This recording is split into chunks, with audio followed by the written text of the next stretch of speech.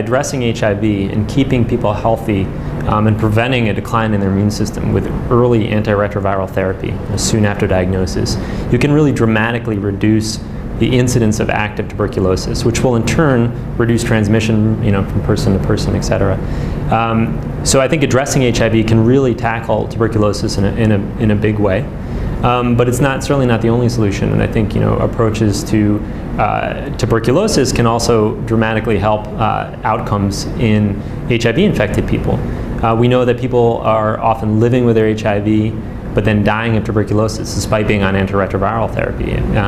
So I think a dual approach, an integrated approach offer a lot of promise, and that really it'll be difficult to address HIV in settings with a high burden of TB without also concomitantly addressing tuberculosis.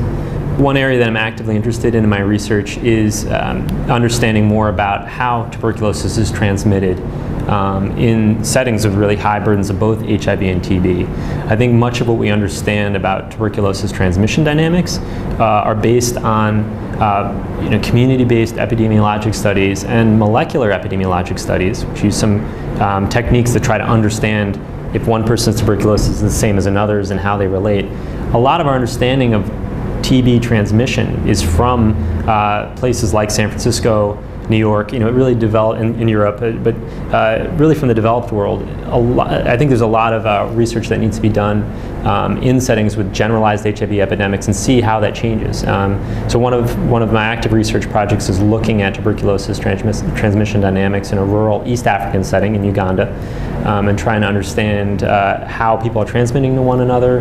Are there high-risk locations? What's the contribution of transmission of tuberculosis due to home-based transmission versus clinic-based versus out in the community?